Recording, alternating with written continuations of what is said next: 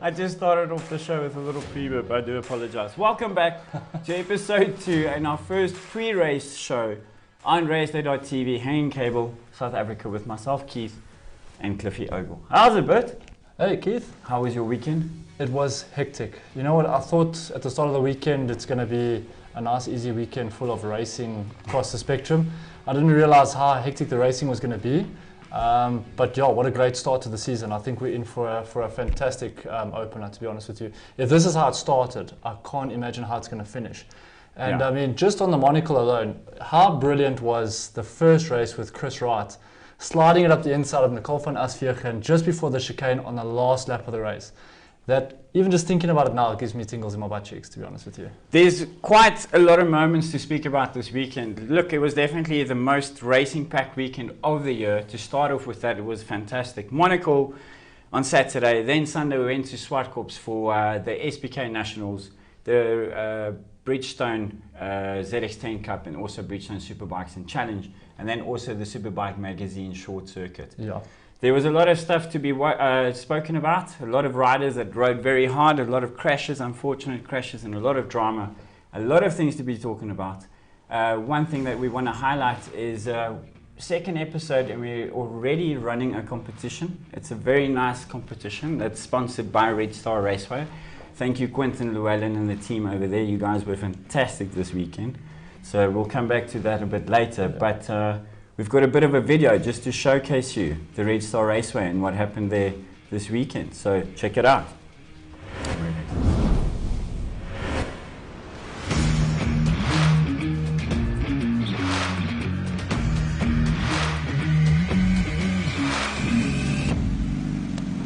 I'm going down the start-finish straight over the start line, entering turn 1. Going into turn 1, you've got to start wide. It's a double apex. The first apex, go a bit wide again, hit second apex, lift up the bike and get hard on the gas. Down the little straight, again hard on the brakes, second gear, hug the curb, come into the curb. As you pick up the bike, you give it a big squirt, going straight for the next curb at turn 3. Hug the curb, getting around the curb, and then pick up the gas and pick up the bike and get hard on the gas. Accelerate to turn 4, up to about the 50-meter mark, again hard on the brakes. Tip it in, second gear. As you go into the corner, you start off wide, go a bit tighter, and as you pick up, you get on the gas with short shift, go wide. This is a patient corner, you've got to keep it wide until you hit the apex where the block is. Hit the block, then start getting on the gas, gradually picking up the bike. The short back straight is long enough to hit about 200 k's an hour. Hard acceleration, and then coming into the next corner is a very, very sharp corner to the left.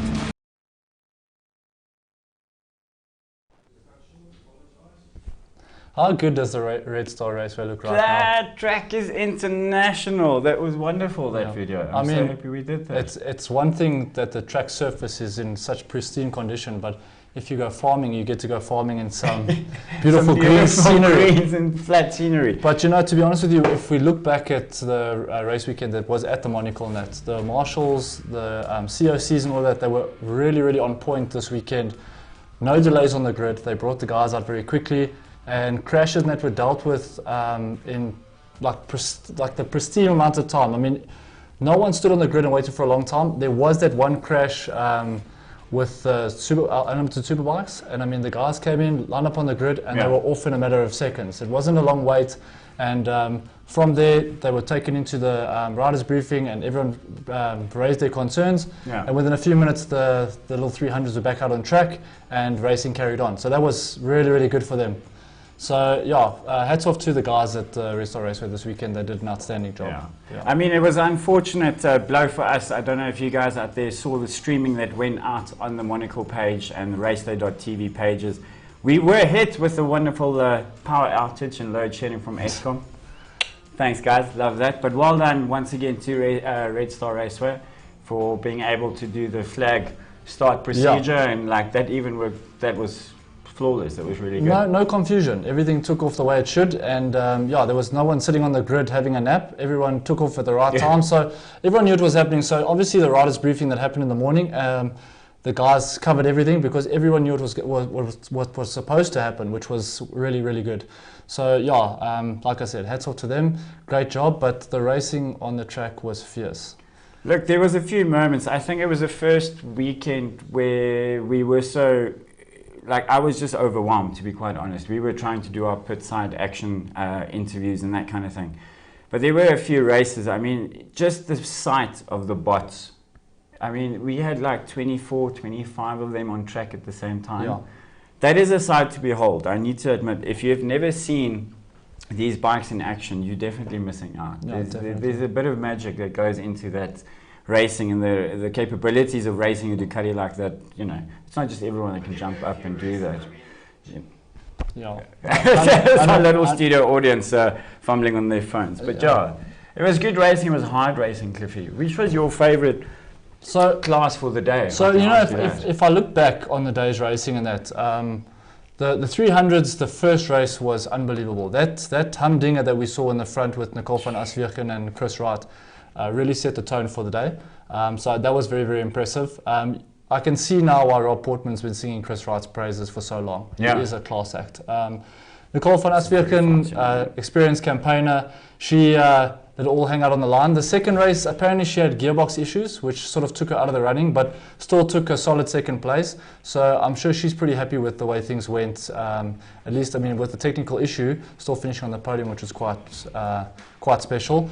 But for me, the best race of the day was the Unlimited Superbikes. That second race, there was a moment there where I nearly fell off my chair.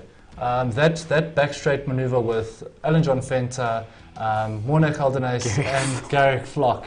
I mean, if you blinked, you missed it. But I think AJ Venter hustled all of us because at one stage it looked like he was just going to settle for third and then just came out of nowhere. That GSXR has got plenty of horses under the fairing. He likes to hide it when he has the opportunity to. He was kind of hunting and just kind of staying behind them and showing his nose every time he had opportunity. Exactly. But I feel like Flock just had one of the hardest racing weekends I've ever seen. So I actually owe Garrick Flock an apology. And Garrick, if you're listening, I'm sorry. But I chatted to him on Sunday because he was out Monocle and then he raced on the Sunday in the National Superbikes. And I chatted to him when we were in scrutineering and said to him, what happened? And you know, I was giving him a hard time in the commentary booth and beating up on him a little bit. But what he said to me was that his setup wasn't perfect and he was not prepared to bin it in the Unlimited race. He knew he had a national the next day. So bearing in mind that his setup wasn't right, the bike was getting really loose, he thought, you know, let's just rather call it a day so that we can go out racing on the Sunday. So yeah, I was getting on him a bit for win it or bin it, but sure, cool head on his shoulders and yeah, maturing. I mean, definitely a faux pas on my side, but yeah, he had a great race at the Monocle series, keeping the guys honest. He did keep them honest. He kept us gasping for air, to be quite honest. Trackside was just fantastic. The actual atmosphere in the stadium and the paddock was quite intense with that race. But you say, yes, win it or bin it, and then actually on Sunday at the National SBK, he had a big crash on turn 4. And I mean, that's a really fast turn to crash. I saw him, and you know, luckily he's okay, and he got up very quickly, and in anger just threw down his helmet. But he was going really fast, and he had a bad crash. Well, I mean, he finished on the podium in one of the races, so yeah, he was definitely there or thereabout, and obviously he was licking his chops and thinking, here's a win. But obviously, yeah, it just got a little bit carried away to turn 4. And like you said, turn 4 is a fast place to crash. I've seen guys go through the air fence there. So yeah, I mean, and he wasn't hanging around. So yeah, it's unfortunate, but it's good to see that Flock is back in the Nationals. He's exactly what the series needs. He's wild, he's loose, but he's aggressive. And that's what people want to see. People want to see guys come out and race. Not just put down fast lap times, but get stuck in, bash a few bars. So yeah, he did the business. It's just disappointing that he had a crash in the second race. Yeah, look, it was a good fast racing, the guys in the Superbike class and also the SBK Nationals. But the Monocle, one of the classes that really impressed me most was the classic TT guys, sponsored by Dunlop. Thank you guys for also coming on board for the live stream. We owe you big time. But that racing was phenomenal. So many bikes entered the event that they had to do 2 different classes or races in 2 groupings. And that we had some nice interviews with some of those participants. Yeah, we had a good interview with Henry. Yeah, the only woman on the grid on a TZR 250. I mean, those were the bikes we used to dream about when we were 16 years old. And to stand and see one that is in such pristine condition just sort of gets you a little bit jealous and takes you back to your teenage years. But yeah, she was, I mean, she's still new. She used to race in the Samurai series, in the all ladies series, but now joining the classics and the historics, and on a TZR 250. And I mean, around the Red Star is a tricky place to go, but yeah, she definitely held her own. Fastest Grammy in South Africa, I'd say. 4 grandkids or something like that. Yeah, she said 3 grandkids. But Cliffy had a little interview with her, so check it out. So we're here on the classic side of the Red Star Raceway pits, and I'm here with the Flying Grammy, who is the only lady rider competing in the classic formula. Henry, first race as well? First race with the classics. Last year I had the privilege to do 3 races with the Ladies Cup with Neil Herron and Samra. And so the Ladies Cup unfortunately is not taking place in 2020. I ride a classic bike, so this is the only place where I can compete. But yet you're here and you're racing. So tell us, you're out here on a Yamaha. What bike are you riding? I'm riding a TZR 250 3XV. It's only 250 cc's against all the big boys in CSRA, but it's all good. I'm there. That's what matters. So on a 2-stroke, I mean, it's obviously a completely different sensation to riding a 4-stroke, but how did your first race go this morning? I think it went good. No offs. A few scary moments. I'm in one piece, my bike's in one piece. I'm just having a ton of fun, so it's great. Thank you. 100%, that's what it's about. So going now into race 2, what are your expectations, or what do you want to achieve in the second heat? I would like to finish the race at the best pace I can do.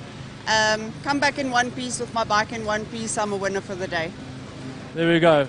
From the Flying Grammy here, out in the next heat. Keep an eye out for this TZR 250 because she's going to be coming out swinging. Thanks very much, guys. From myself and Henry here, back to you guys in studio at RaceDayTV. Thank you so much. Wow, well, she really did well, didn't she? Yeah, she did. She did really well. I mean, first time out, really. Only lady on the grid as well in the historic, so something to be proud of. And, you know, we've been talking now last week and this week as well about changing machinery, guys coming to new bikes. We had Lance Isaacs last week.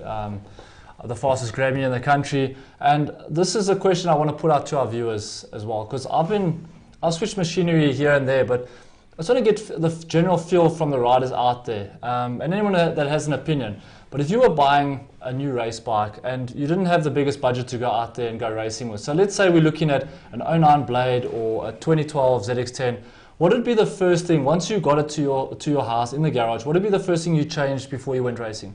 Would you look at suspension, A? B, would you look at going faster, like flashing the ECU, quick shifter, that sort of thing?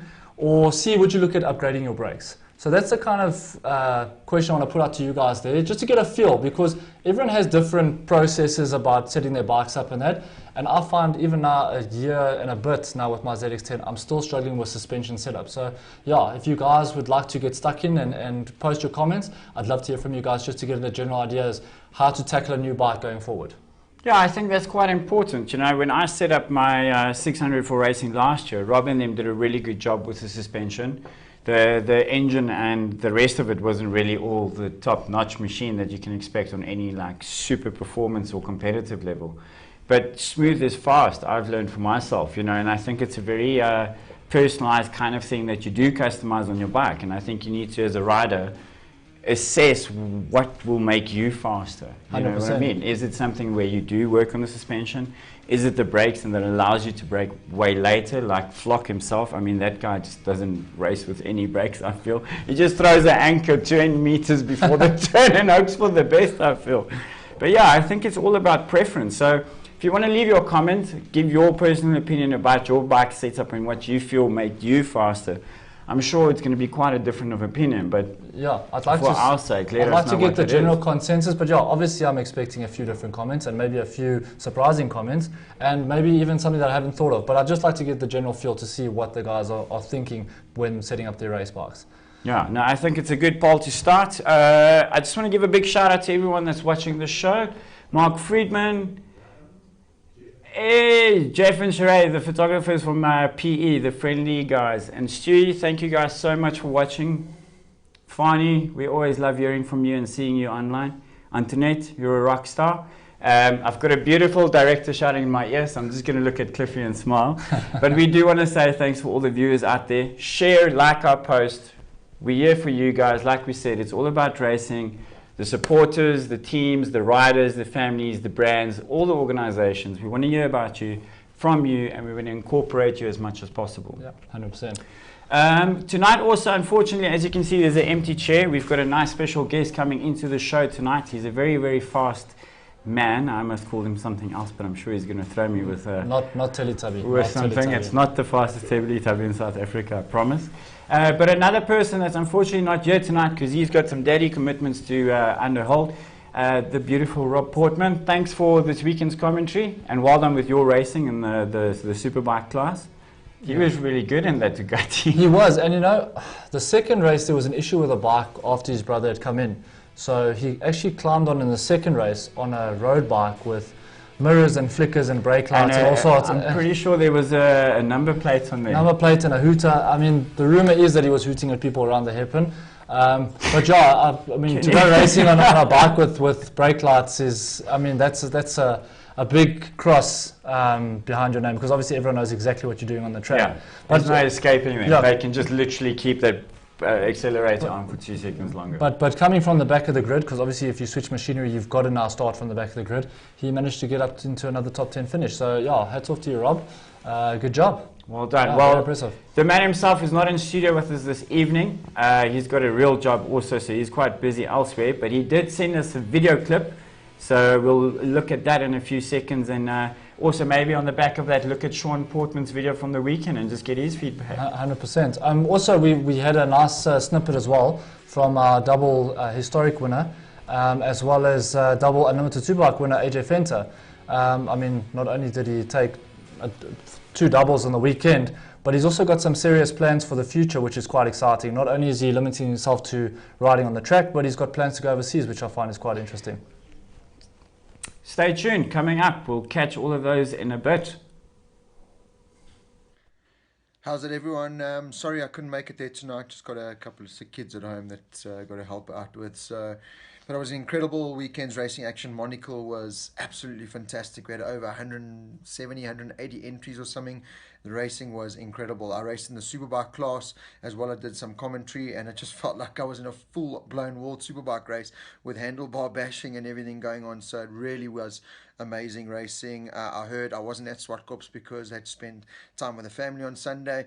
But I heard that the racing there was intense. Well done to David McFadden for picking up the double win on the brand new Yamaha R1. So that's a good introduction for that new machine. Lance Isaacs on the incredible new BMW S1000 RR. Incredible job. First time out on that bike and inside the podium, a second and a third place. So well done to him. Clint Seller, reigning champ, made that customary little mistake that he tends to make early on in the season, crashing out of race 1, but making amends in race 2 with that second place. So there's going to be a really impressive championship. Sheridan unfortunately didn't get the track time that he wanted, having not being allowed to ride on Thursday at Swartkops because of his license and that MSA giving him a little bit of cuck there, which I think was a little bit unnecessary. So we need to look at that because it really did hamper them quite a lot. And so watch out for Byron Bester and shares on those HPC Radiomatic Kawasaki machines. They're going to come thick and fast. I heard Sean Vermaak on the Honda Centurion bike did really well, had a good dice with Hendrik de Bruin in the Bridgestone Superbike class, and then the Bridgestone Challenge as always really good, plus the Kawasaki ZX10 Masters Cup. So well. Yeah, so Rob's not here, but thanks for the video, Rob. Interesting comments there also. He definitely enjoyed himself this weekend. He did, yeah. He had such a good time. It's always good to see him run from the Superbike into the commentary booth and just everywhere. Yeah, which is not easy because obviously on a race weekend you want to focus on your own palaver that's going on in the pit. So, it's difficult to try and now focus in the commentary box and give the riders the well-deserved commentary that they need. But yeah, he did a great job, and then lightning on track. I mean, very well done to him. So that was very impressive. So Rob Portman. I mean, switching from the Honda last year to Ducati and that. I mean, they haven't done a hell of a lot of testing, but they're showing signs really quickly. I mean, it kind of speaks to himself for itself. We caught up with Sean Portman, the brother of Rob, and he's partaking for Ducati South Africa and World Motorcycles and the same team in the bots class, which he actually took a double podium this weekend, Yeah. which was a really impressive show, seeing that it's first official race on that motorcycle. I believe we also caught up with him and just had a bit of a chat there. Yeah, he had a few things that that we asked him, obviously switching machinery and now on the bots grid. So yeah, we picked his brain a little bit and he interacted with us, which was quite nice. So yeah, I think we should get that video rolling. Let's check that out and see what he said. I'm here with the pole man, Sean Portman. Boykie, thoughts ahead of the first corner? Yes, just to get in there, hey. I just need to stay calm. I just need to focus on what we're doing. I know I've got the speed, so yeah, it's going to be a good one. We're rooting for you, boy. Good luck, eh? See you later. That was your first official pit walk as a presenter. And you know, it couldn't have actually gone worse, because after, not even seconds after that, I ran off the grid, nearly fell on top of the wall with my microphone, and then watched Sean bog the start completely and drop from first to like ninth.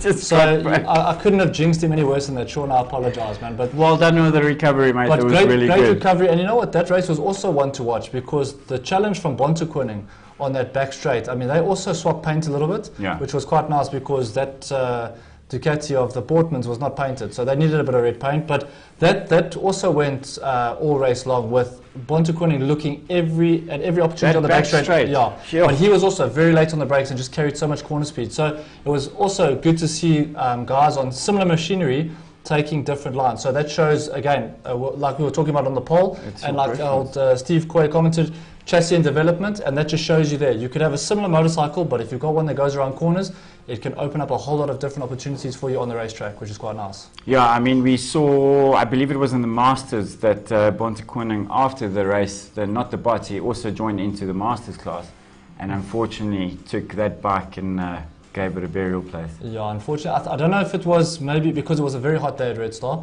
I don't know if it was either the rider just pushing himself a little bit too hard, or if it was just the tyres being pushed to the limit, because it was a bit of a nasty high side which chucked him over the handlebars.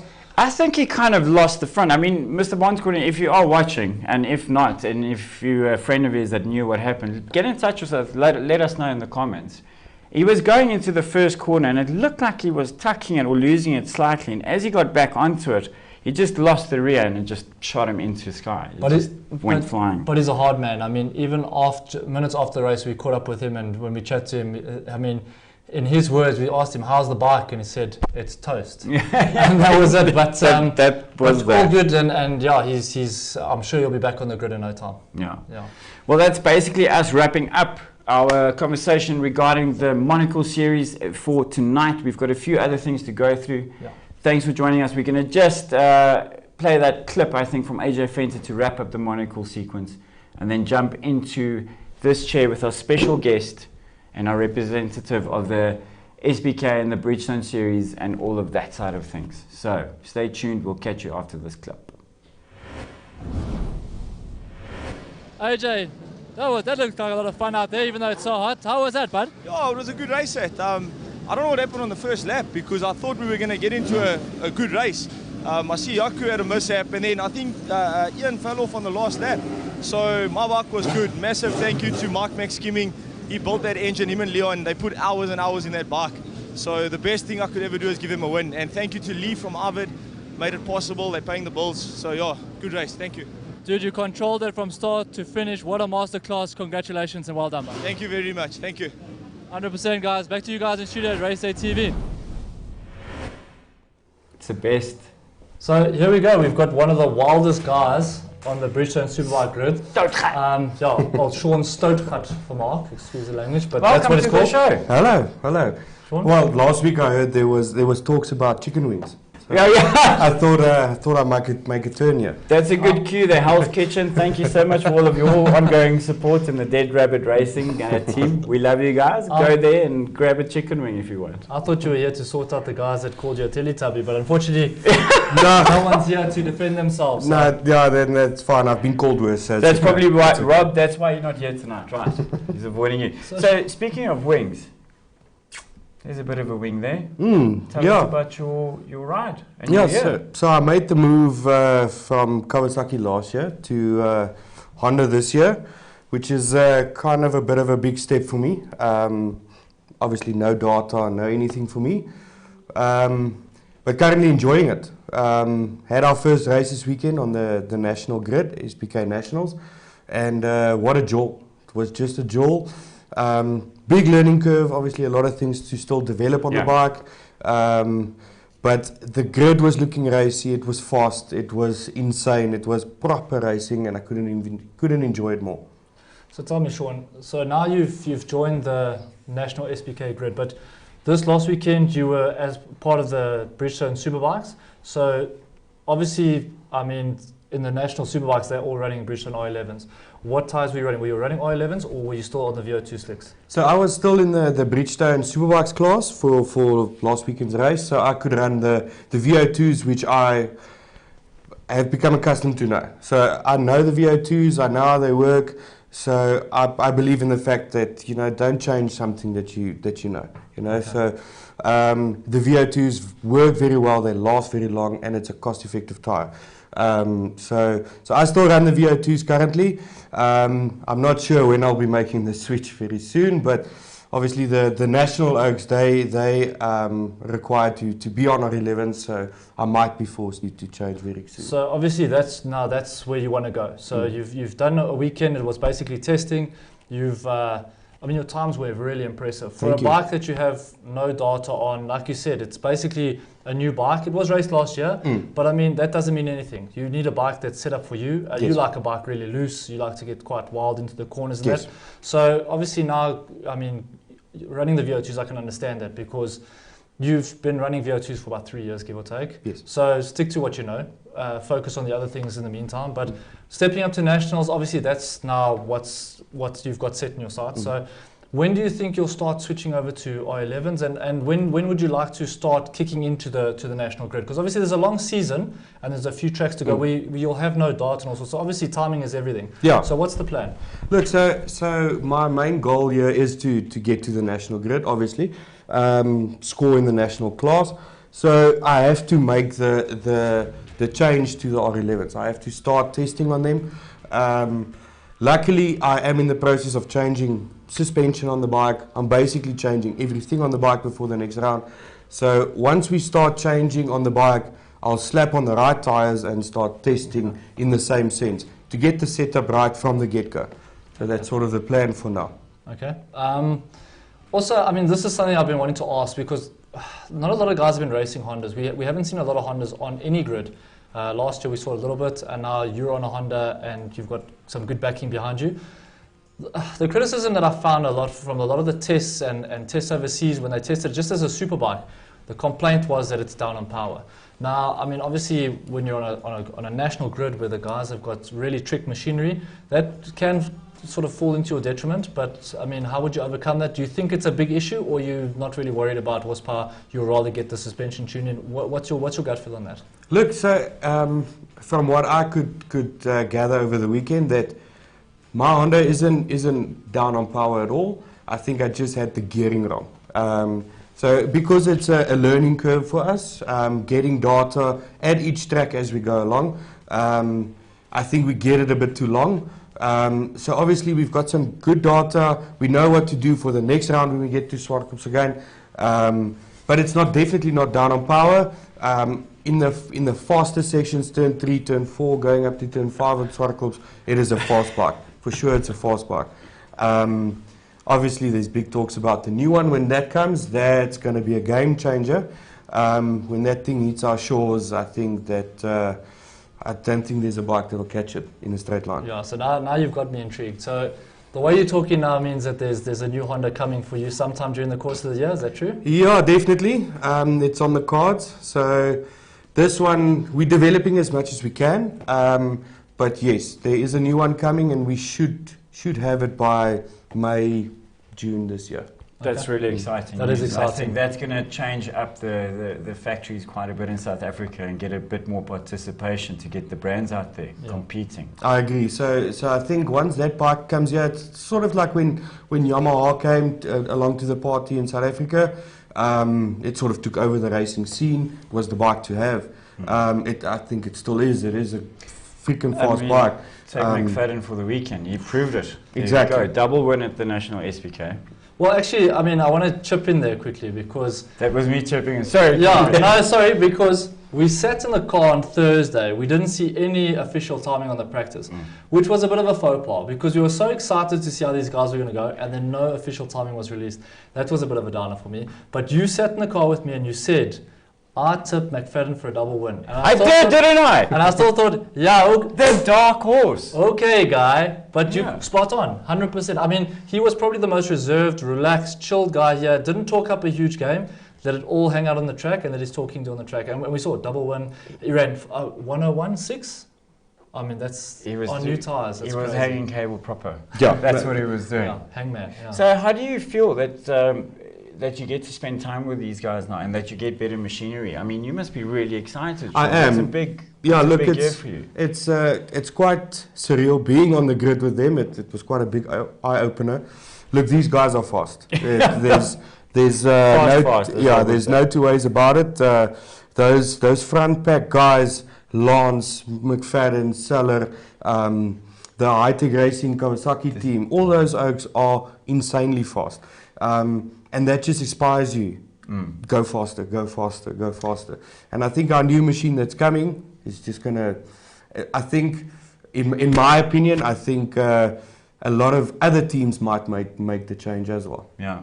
I think it's going to be interesting here because also across the, just so you guys know out there, I know there's a lot of people going, oh, SPK, the grid and the size of it. Let's be honest, that grid was full this weekend and there was great racing. The 600 guys were giving it all. Yeah. We had Schulte and the Otto like putting it out there. Brett, the first time in his national career on that bright yellow 600. And he was proper fast. That guy was giving you orders, and I understand your setup was completely set up for you to a certain extent, but that guy is a rocket. I couldn't believe how fast the 600s were. Yes, they all were just very impressive over this weekend. I need to say, I think it was a big surprise all across the thousands and the 600s how well they adjusted with the new Bridgestones.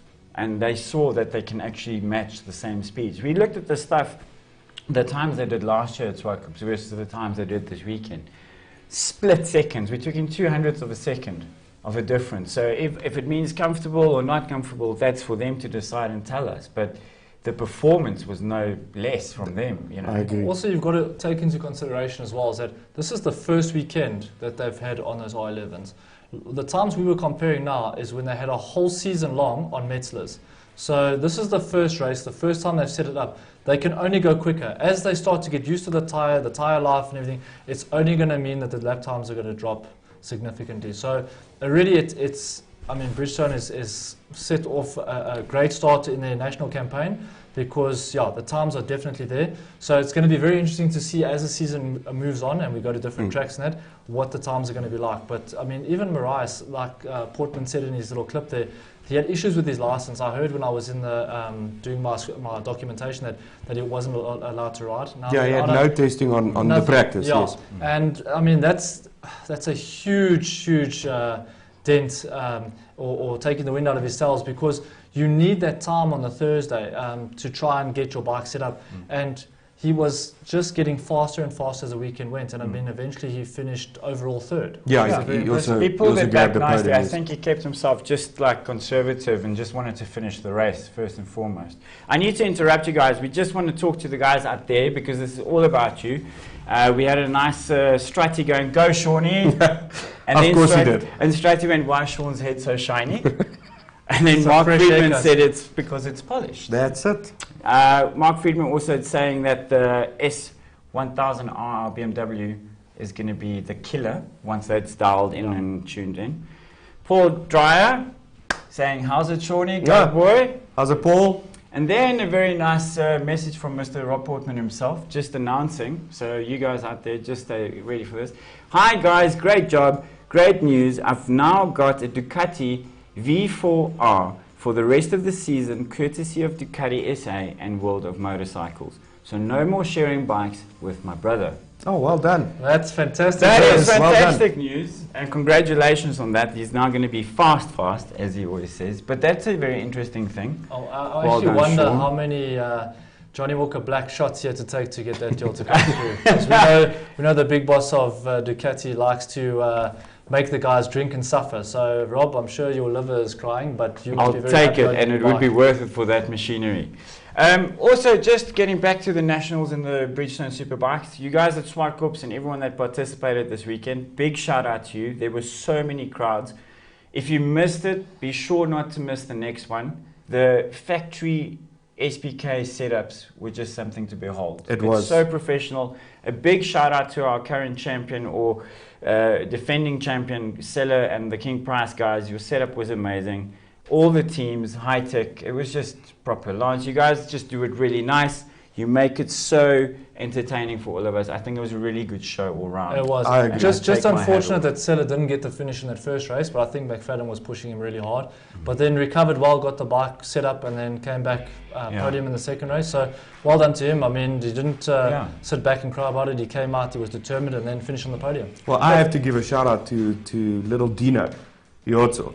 Yay! On that 600 doing That guy. 1000cc times, hanging it with the likes of Byron Bester and Sheridan on a 600. That guy was so The, calm. the amount of talent that comes out of that little lighty is Yeah. insane. I saw him on Thursday very briefly. He walked from chicanes down to the pit area. I just looked at him, I was like, how's it? And he was just so calm and he looked very relaxed. And I wanted to make a point on that quickly. You know, we're quite hard on some of these riders sometimes, but we tend to forget that they are team owners and they are the people driving the whole setup, you know, from activation, promotion, the installation going in the pits, the whole factory setup. It's a whole bunch of people that basically work for them. And to double up and be mentally prepared and physically in the right state of mind to race a bike at those speeds, you need some very, very good mental stability. Yeah. So hats off to you guys that are team owners and also national races all at the same time. You guys are the heroes that we look out to be. I know, me for one. Just a quick one. It's almost time for the competition. So do you want to know what we're playing for tonight or this week? Yeah, let's hear it, Keith. Can I win it? Yes, you can. Oh, So it's open to everyone out there that has a bike for now. If you frequent RedStar Raceday often, please go there, take a picture of yourself in the bike with the RaceDayTV sticker on your bike, send it to our Facebook page, tag us, RaceDayTV, RedStar Raceway, and you can win a few free track days. I mean, who doesn't want a free track day? Of course. I mean, It's a good day of practice. So thank you so much to Quentin for giving that to us. We've got 3 to give away in the next couple of months. So for this, until we do the next show, which will be in a couple of weeks, 2 or 3 weeks time, I think. yeah. We'll run it for 2 weeks. If you as a rider or your team has a picture of your bike visiting Red Star, take a picture of it, get a sticker of, we'll actually put a logo downstairs also. You can download our graphics and our vector artwork. If you don't have a sticker, if you see us on track, we'll give you some, but if you don't have, download the link, go print it, put it on your bike, send us a picture. Just not naked pictures. Not naked pictures. I mean, It doesn't stop there. So we've gone out of our way because we need to also just, racing is not just for the fans, it's not just for the teams, it's not just for the riders, it's for everyone. The marshals and very much also the photographers. Thank you so much. I'm going to take the opportunity to say thanks for all the photographers in South Africa that cover motorsport as a whole. We are going to do a competition. We're going to start off with motorbikes. And how it's going to work is if you take a picture at a race day, an official race day, either on Monocle, on the Bridgestone series, you can take a picture of a bike, if it has a race day sticker on it, send it to us, tag us in it, tag the rider in it, because we'll put up a poll and get a viewer's choice, and the featured photographer with the winning picture and the rider who's sporting the RaceDayTV sticker on the bike will each win 1,500 rand in cash. are we gonna fantastic. open that up to the motards as well?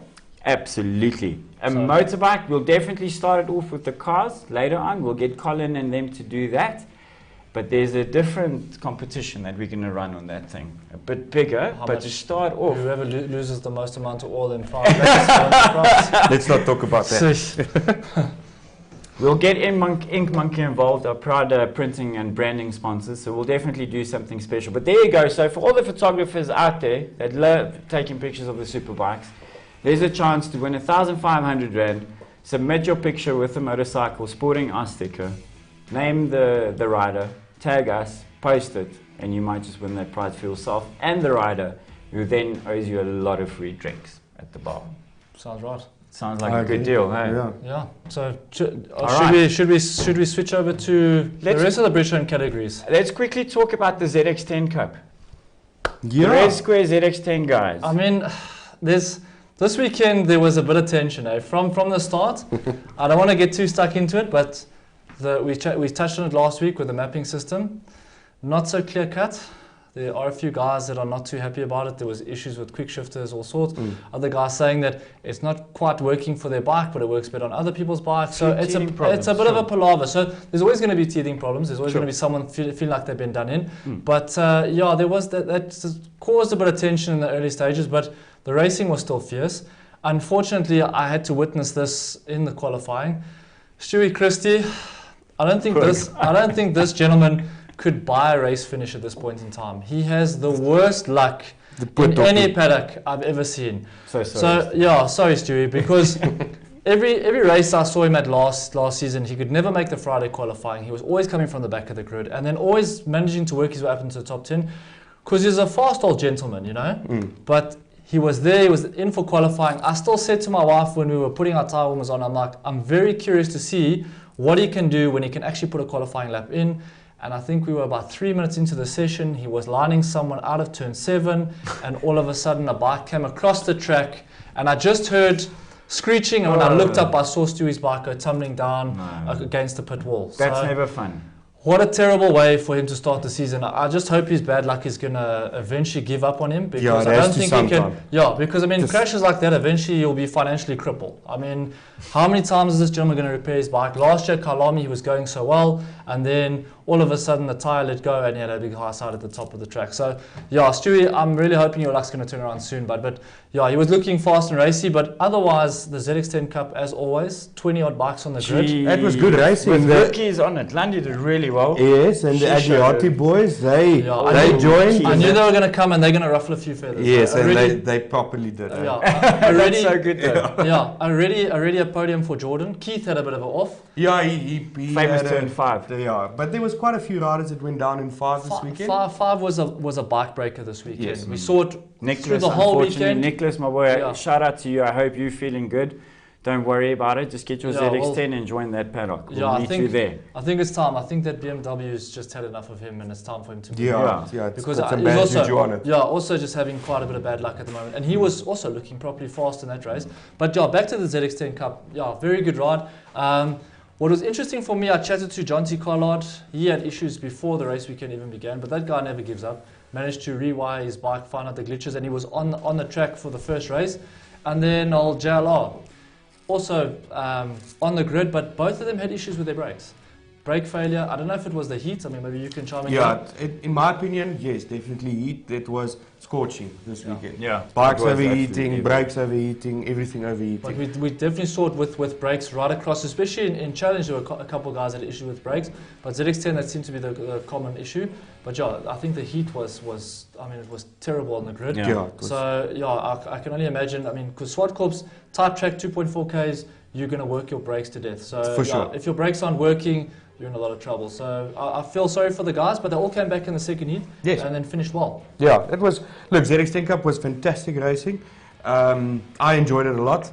Yeah, like I said, there is a bit of a controversy when it comes to the whole mapping thing. Look, I think it's going to be aired out. They're going to just have to have a good chat and comment about it, because I think it affects all the bikes very differently. You know, I think it might be split up. Some guys prefer it. Some guys I know dropped a few horsepower. Some guys lost.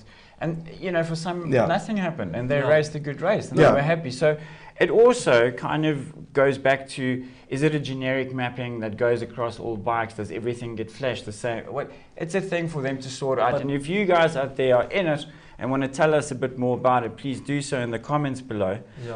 We do know that Jeff and Snowy Latham from PE loves the ZX10 to come there, so that's good racing. We love them all over, but they must just get that sorted, and I think it's going to be a very interesting, close year of racing. Look, I mean, it's going to, like we said, teething problems is going to take a few rounds, and then I'm pretty sure they'll come to some sort of compromise and they'll get it working as best as possible. It's always going to be difficult because there are quite a few guys, the Agliotti brothers, that are on older machinery, the 2011 upwards, and then there's guys that are on brand new machinery. I mean, Lundy's rolling out on a brand new ZX10. So there's difference in horsepower, and there's quite a few differences in the spec. Sonic power.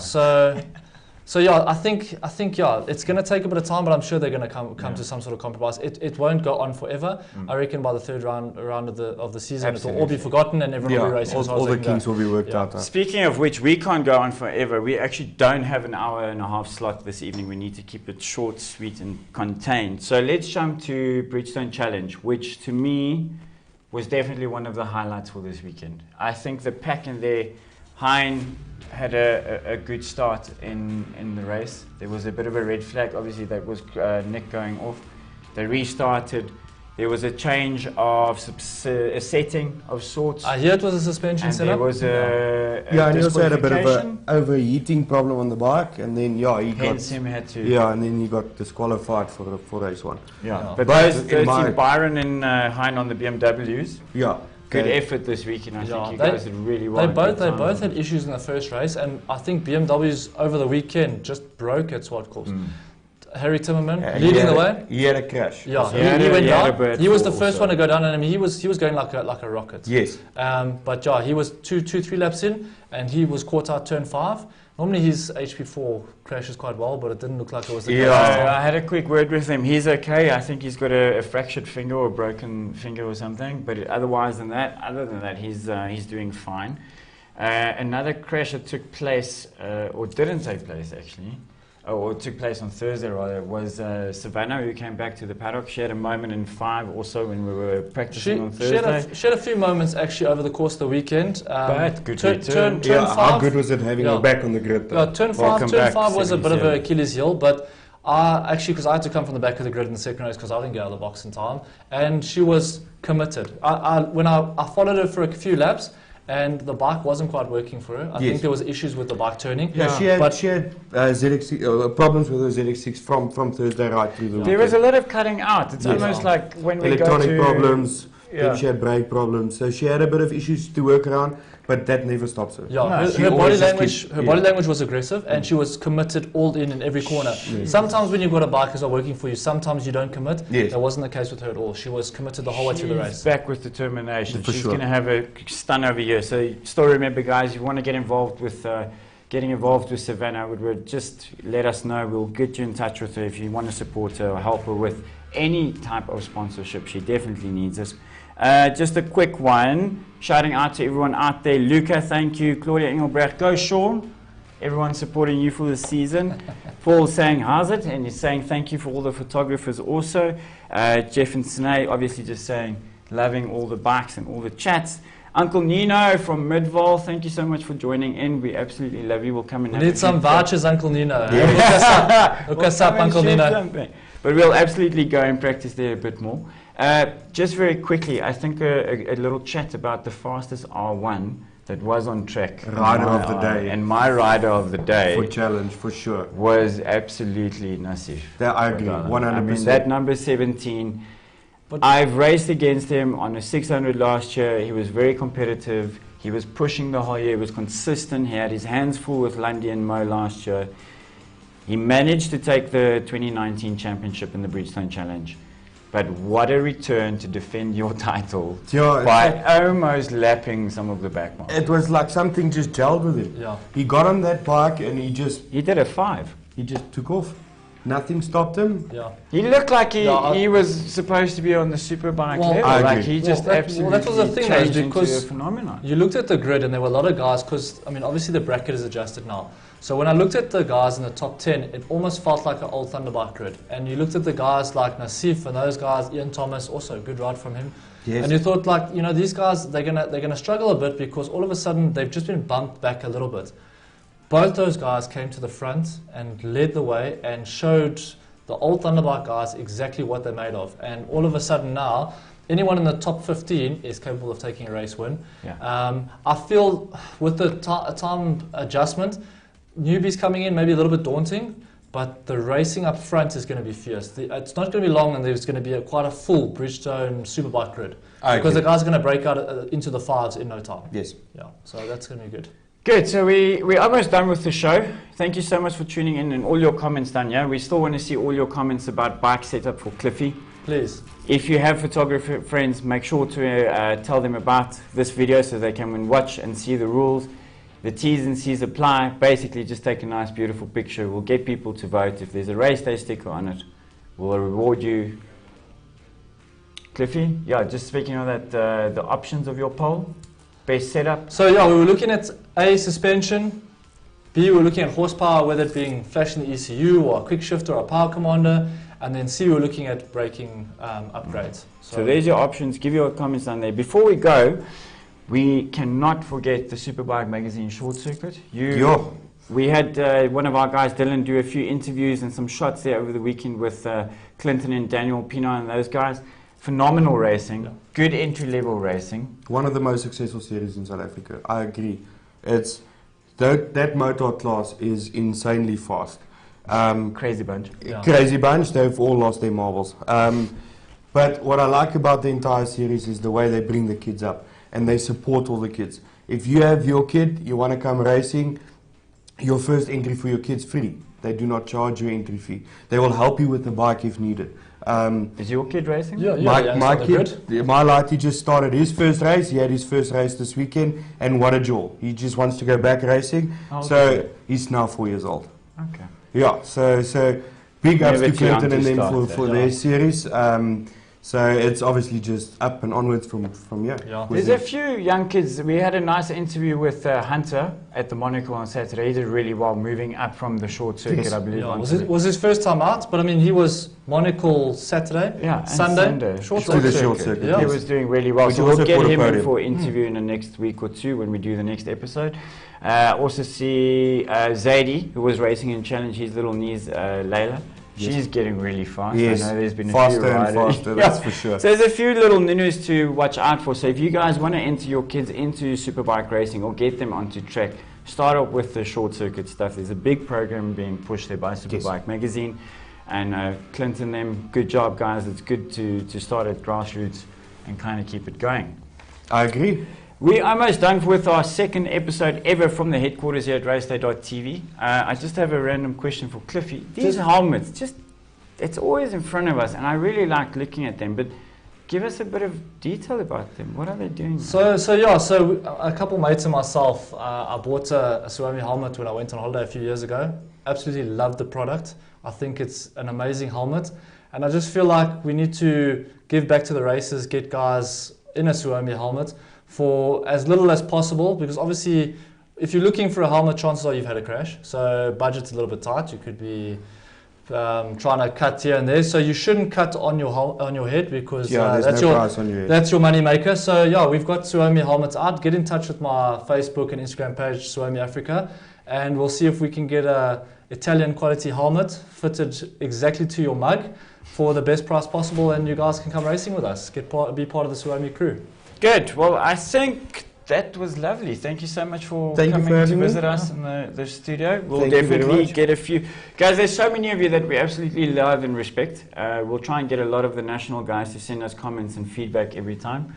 Thank you for the support over the weekend. Thanks for our beautiful crew, Fritz, Henk, all the camera operators. You did a very good job this weekend. Thanks for having us, Monocle. A last thing, Paul Dyer just made a comment and saying it's all about suspension. I kind of agree. I feel that's a thing. I'm finding that out this season. Definitely. Yeah, you've got to. I mean, it's one thing to be fast. Horsepower is one thing, but if you can't go around corners, it's worth nothing. Unless you want to go straight racing. It's all about suspension. You start off there and then you work your way around the rest. Before we cut out though, just for everyone that wants to know what's happening around in the area and that. So the calendar is as follows. We've got the Bridgestone Challenge guys in 2 weeks or so. They head out to Red Star for the second round. Great.